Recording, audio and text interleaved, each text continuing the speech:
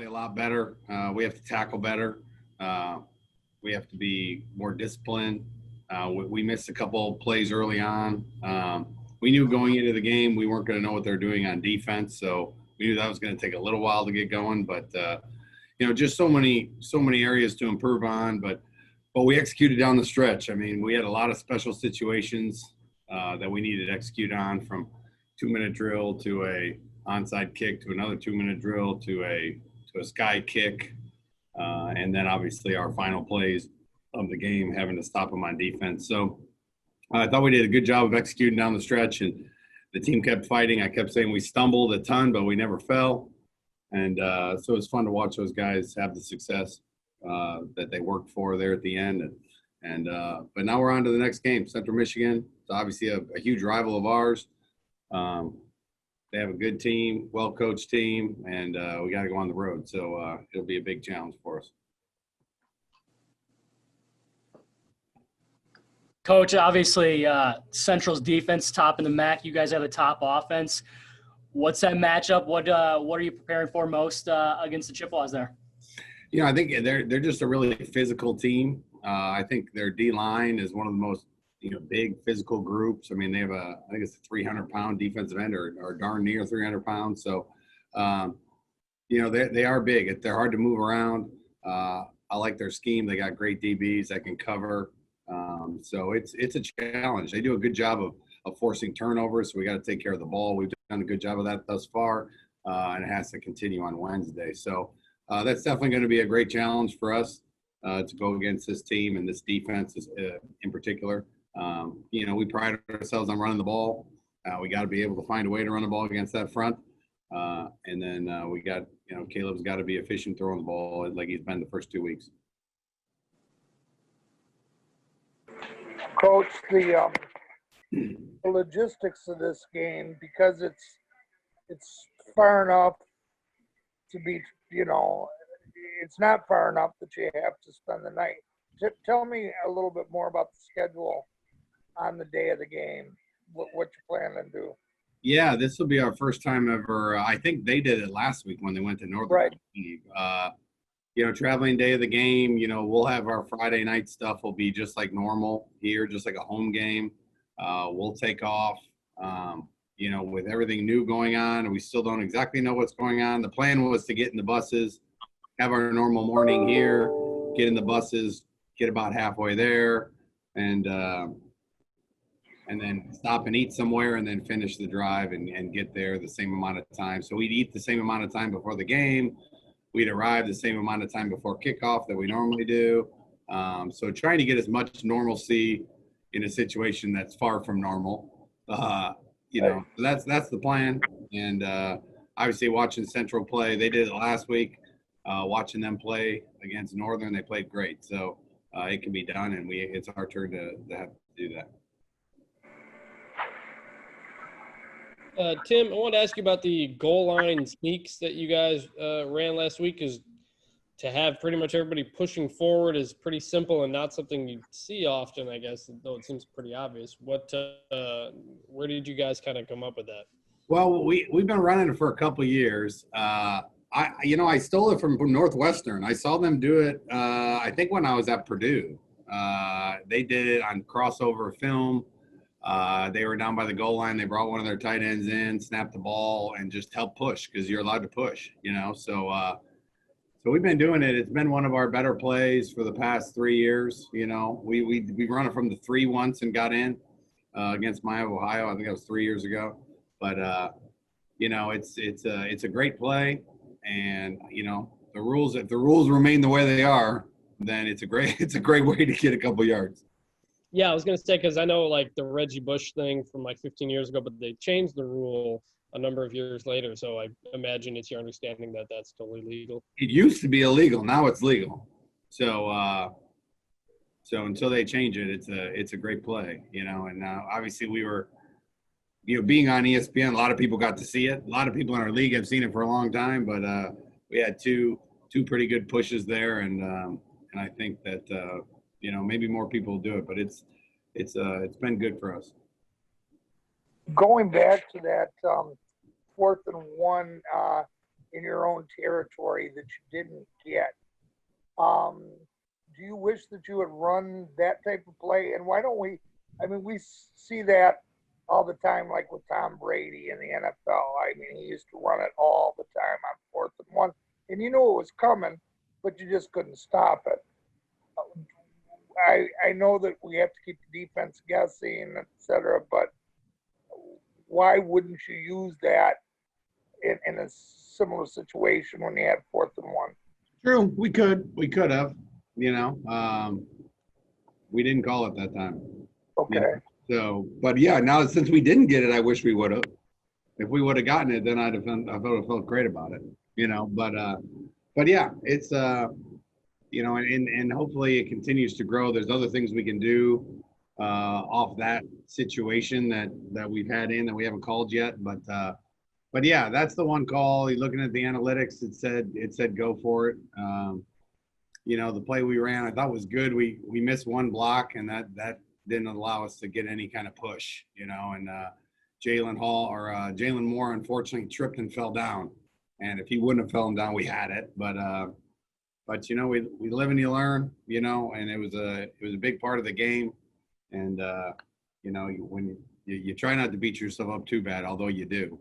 You know, that one wasn't a good call, and hopefully, you know, luckily we made up for it. Coach, I wanted to talk to you more about the play calling, like you mentioned there. The first half was 20 runs to 8 pass attempts, and the second half it basically flipped when your backs were against the wall to 21 pass attempts and 8 runs. Do you think the play calling was too conservative in the first half, or do you think that it just sort of ended up that your backs were against the wall and you had to go for it there late in the game?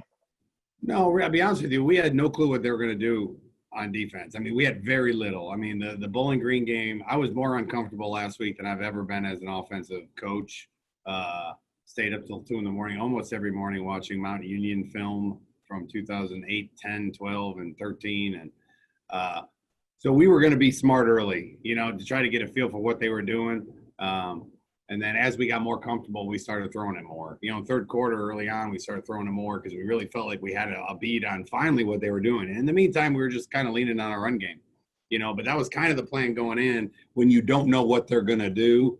You know, if you just keep handing inside zone, you hopefully get to 3rd and 3 or 4. If you're trying to throw it with a young quarterback that we kind of know what coverage we're going to get. They played a lot of too high. We had seen 0 too high. I didn't want to put him in a situation where he potentially could throw picks, and I'd rather we're just trying to stay ahead of the chains early, you know. So maybe, you know, by middle of the second quarter, we had a pretty good idea, but halftime was a good time to sit down and say, hey, Caleb, this is what they're doing. This is the coverages. These are the plays we're going to run. Here's the reads. This is where they'll probably go. Luckily for us, the one thing we did see was that 2-minute defense. We knew that was coming. They ran that last week. We had a plan put in. We practiced the plays. So those 2-minute drills, they played the exact coverage we thought they were going to do, and we had practiced it, and we were ready for it, and we knew exactly how we were going to attack it. So that was one of the few things that went defensively as we thought, you know, and you know, so it's you know, that was kind of the plan going in, is let's be smart, let's stay ahead of the chains, and as soon as we really figure out what we got, you know, let's start being more aggressive. You know, and so I think it'll, you know, we're playing a team this week that has the same coordinators back. We got 2 games to watch them, and I feel like we can be more balanced right off the get-go. Tim, both you and Western obviously 2-0 right now, or excuse me, you and Central obviously both 2-0 right now. What is this game like when both teams are pretty good, or both teams are rolling pretty well? Does it add a little bit something extra to this rivalry game? Yeah, I think so. I mean, it's always a big game, as you know, but when it means a lot more when it puts you in a position within the league. You know, it always puts you in a position within the bragging rights of the rivalry and the state, and there's so many, you know, families. Mom went to Central, Dad went to Western. Like there's so much of that happens in our state that the game always means a lot. But when there's ramifications to the championship of the West, then it does. It adds a little bit more. You know, as big of a rivalry it is, it's hard to put much more on top of it because it means so much already. You know, but yeah, it definitely means a little bit more when you're playing for positioning. I mean, it's only a halfway point of the season, but it definitely is going to put one team in a really good position. And I know you mentioned, just to follow up, I know you mentioned their defensive line earlier. Is that the position group of the Chippewas that concerns you the most, or is there another part of that team where you look at and say that is most definitely something that we need to be ready for? Well, I think Pimpleton is one of the most fun guys to watch. I mean, we watch crossover games, so we get to watch him a lot, and I think he's a player that you always need to know where he's at. He's fast, he's dynamic. I think he's the guy, and I think their O-line. I mean, I think their O-line is the most physical offensive line. Their right tackle is one of the most physical dudes we've seen. So I definitely think, but their D-line, their O-line, Pimpleton, and a couple players there. I mean, their linebacker number 8 is a really good player too, Troy. So they have good players everywhere. But I think the group they put together at the D-line and the O-line, and then Pimpleton, because he's such a big play receiver. You got to know where he's at. You can't let him get behind you, although he gets behind everybody every game somehow. He finds a way to get behind them. And so those are kind of the things we have to focus on and keep under control and just to give ourselves a chance to be in the game. Coach, talk about the young quarterback Richardson out of Florida. He seems to be doing a real good job managing the game. Just talk about what he brings to the table. Yeah, I think he's extremely accurate, especially down the field. They do a good job with him. I love the system they run. We do a lot of similar things. When we're preparing for each other and running scout cards. I run one of the huddles when I'm giving the defense looks, and it was amazing this week how many plays are the same. Where I could just put it up and say, "Hey, offensive guys, this is this play. It's the same play we have." And so I think they do a really good job with him at keeping him, they give him a running game. They're committed to the run game. In the passing game, they move him around in the pocket really well. He throws on the run really well. So, he's young. He's getting his feet wet, but I think they're doing a good job at managing him. It's not like they're out there and empty throwing it 60 times and putting the whole game on his shoulders. They count on their defense. They count on their run game, and they know he's really good throwing the ball down the field. And he could get one deep to Pimpleton. So, it's a great combination. It's won him a ton of games, and so what's coming. You got to find a way to slow it up. Hey, Coach, with Michigan and Michigan State both struggling so much, you can make a pretty good argument here. These are the two best college teams in the state of Michigan. Maybe it's a little weird with no fans, but do you feel a little bit of extra on this, considering maybe the hype that goes into this game? No, and I don't think so. I think this is one of those games that you're looking. It's not like it's a game that it was just a normal game, and now it's bumped up a little bit because of the ramifications. It's already the game of the year. I mean, you look at our goal board. Beating Central is on it first before anything else.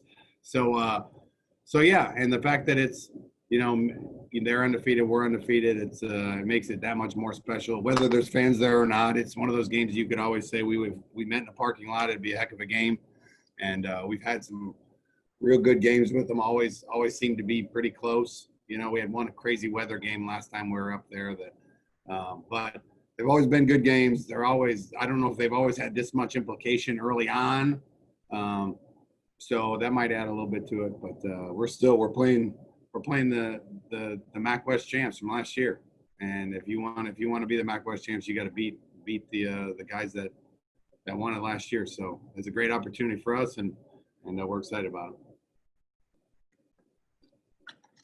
Coach, could you give us an update on defensive ends Ali Fayed and Andre Carter and their injury status? Yeah, Andre's practiced all week. He looks really good. Ali is going to be a game time decision. We'll see. I would list him as doubtful if I had to list him as anything. He's been getting better every single day.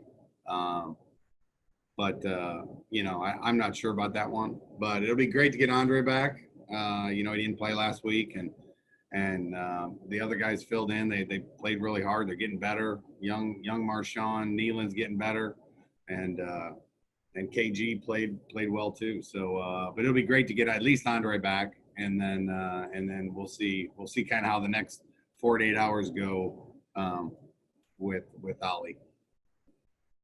How about the running backs, Jackson Kincaid and Ladarius Jefferson, who both weren't able to finish the game last week? Yeah, Ladarius was just a little bit banged up there.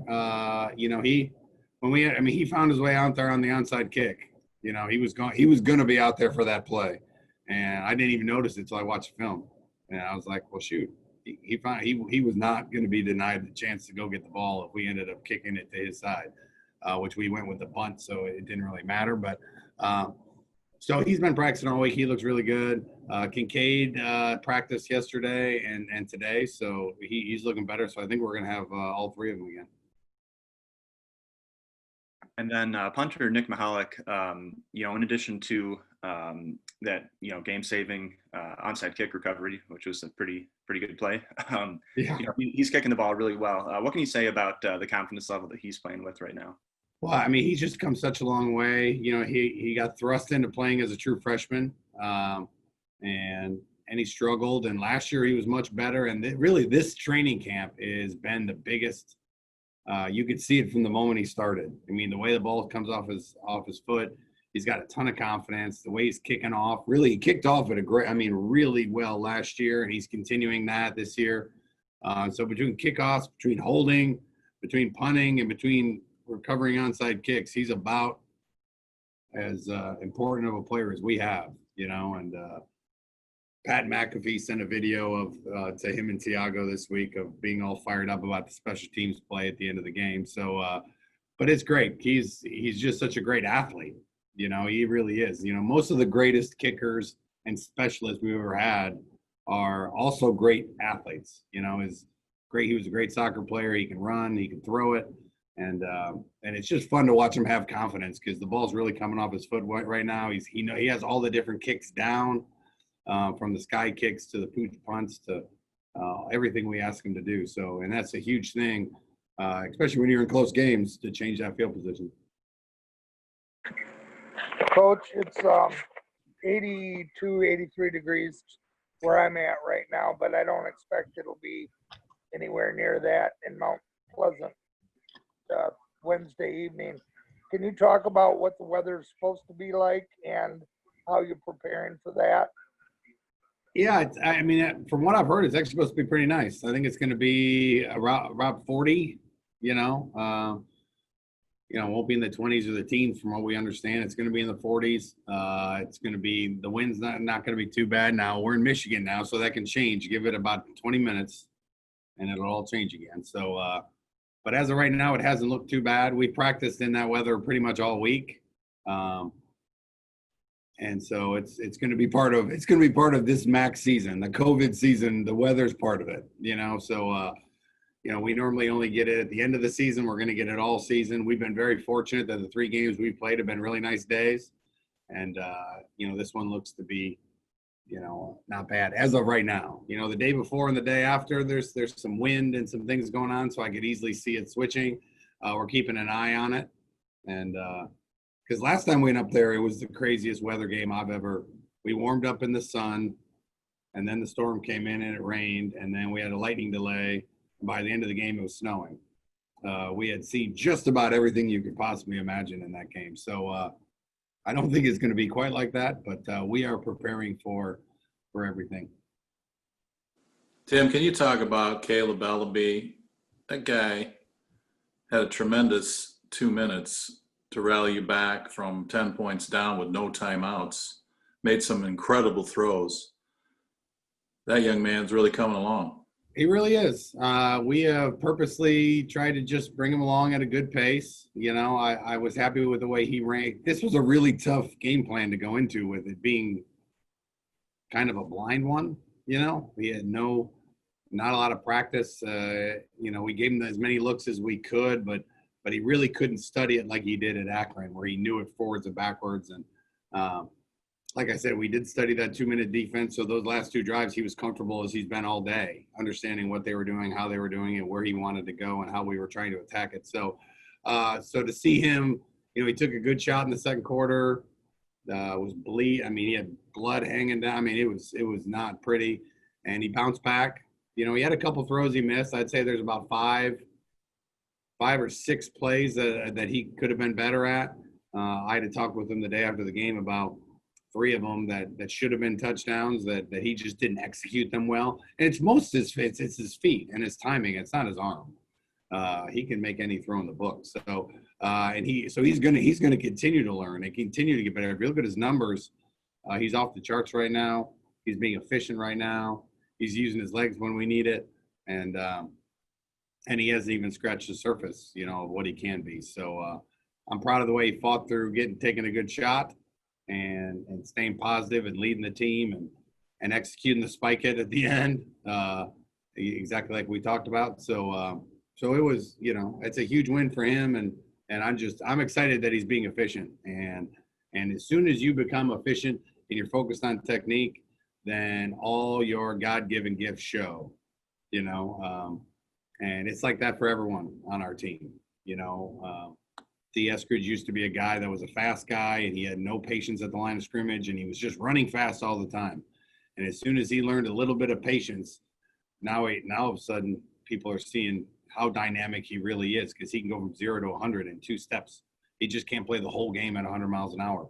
And man, as soon as he figures, as soon as people figure out and focus on the details of the game, man, all of a sudden everything that makes them special shows. And you're starting to see Caleb's arm more, and he's more comfortable. And so it's fun to watch, and we have to continue to get better and continue to, throw strikes. And but I think he'll be more and more comfortable every single time we go out there together.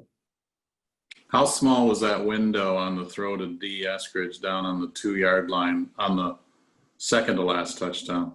Yeah, we ran that exact same play last year against them, and we hit it. It was a wide open touchdown last year when we did it, and it was a small window. We put Brett Borski down the weak side alley, hoping to keep that safety tight. And when Brett kind of bent towards the middle of the field, that safety just took one false step. That's all it took, is one false step, and it had to be a bullet. And it had to be 8 feet in the air because the corner was sinking, and we knew it had to be up over his hands. And that ball's that's a big time throw. There's the one spot he could put it. He put it where it was us or nobody. And obviously D went up and got it. But we had tried to get that a couple other times. They hadn't given it to us, so we kept checking down. We tried to get to that area a couple different ways, and he just kept checking down until he had the look he wanted. And but yeah, that was about his own. I mean, the strike zone was probably 1 foot by 1 foot that he had to put it up there with the speed, with the velocity, because the safety's coming. Any more air and the safety gets there, any lower, the corner gets it. And, it was a perfect throw, and we needed it. And it set us up for getting back to where we had a chance to kick an onside kick. Coach, in the Toledo game, you guys seemed to struggle in the short yardage situations in the first half. I was just wondering what you saw on film to where that didn't work, and then what you need to do in the run game against the Central Michigan defense that I think is averaging, they allowed 2.7 yards a carry to this point. No doubt, they're big up front. That was the interesting part about Toledo, is we really didn't. There wasn't much to take from the film. The film we saw. There was basically 11 in the box every play, so knowing exactly how they were going to line up was going to be tough. We figured out we tried to go outside zone. That didn't work. We stuck with the inside zone. It was better. Inside zone and of course, the quarterback sneak that we talked about earlier were the plays that we were able to find the most dent. Wesley French has done a really good job at center, so running behind him is something that we've been really successful with. And then Central, I mean, they're just big and physical. You're not going to push them around much. The whole thing about Toledo, they slant and angle, and that's kind of the thing. If they slant the wrong way, you get a big run. If they slant the right way, they can make it really difficult for your offensive line. They're kind of picking and choosing that way. Whereas Central, they move a little bit, but I mean, they're just going to be big and physical, and you're going to have to move those guys around, and you have to move them back. And last year we were able to run the ball fairly well against them. We still we didn't do a good enough job in the pass game last year. We let them creep back into the game, but we ran the ball early. Then they slowed down our running game, and then they decided to load the box and play man. And we did not take advantage of it on the edges, and that's why they crawled back into the game Central last year. So yeah, we have to lean on a run game. We got to lean on those guys up top. We got to see, how they're going to play our receivers and what they want to do to try to slow them down. And hope a lot of times that gives us better numbers in the box. I mean, it's math of where they want to put people. There's a lot of studying that goes into that, and we didn't have the ability to do that against Toledo, really, because we didn't exactly know where everyone's going to be in each set and how they were going to be there and how we were going to pull them and block them and read this guy. And if he adds to the box, you're throwing it. If he stays back, you're handing it. And, so that's kind of one of the main things we do on offense. And we weren't really able to do it. By the second half, I thought we had a pretty good vibe. We put a couple of them in. Actually, put them in D's first touchdown in the third quarter. Was the same play that he scored on against Akron. We had to get in a different formation to get the look we wanted. But, we got to make sure our pass game can help our run game, and that's one of the things. I don't think Northern didn't get the pass game going. Ohio's trying out a new quarterback. They got one play over the top, but I didn't think they put a ton of pressure on them. So the key is the balance, to have a team that can throw for 500 yards one week and run for 300 the next, and you got to take what they're going to give us. So I think it's important that we have both working against a good team, and he has to be aggressive in understanding what they're trying to take away and make sure we're, if they want us to throw it 50 times, we can. If they give us looks to run it 50 times, we can. So we got to be smart, and I think Caleb is comfortable with what we're going to see, and we're excited about the opportunity. And then last year, this game featured, I don't remember how many penalties there were, but there were a ton of penalties. How do you kind of get your team to, just taper off those emotions in a rivalry game, knowing that the officials, in a rivalry game might be more uptight about some of those calls? Yeah, no doubt. And we had that issue last week, and I didn't agree with all of them. I sent them in. I was right on some of them that shouldn't have been called, but some of them should have been called. And my big message to our team this week is you have to play this game with emotion, but you can't get emotional when you're out there. You can't get too high, you can't get too low, but you got to play the game with emotion, and controlling that is the key. And we've been talking about all week. We've been talking about our discipline all week, because this is going to be a good game. It's going to be a close game. And those penalties, the one on Sean Tyler, that killed the drive, and so, those are things that they can hurt us in a close game. So we've been talking about emotion, and you can't play with no emotion. There's no way to play this game that way. But you can't get emotional out there, and we've talked about it. And our guys are pretty good in that when you really hammer home something, which I have this week, they listen, and I know they'll be better.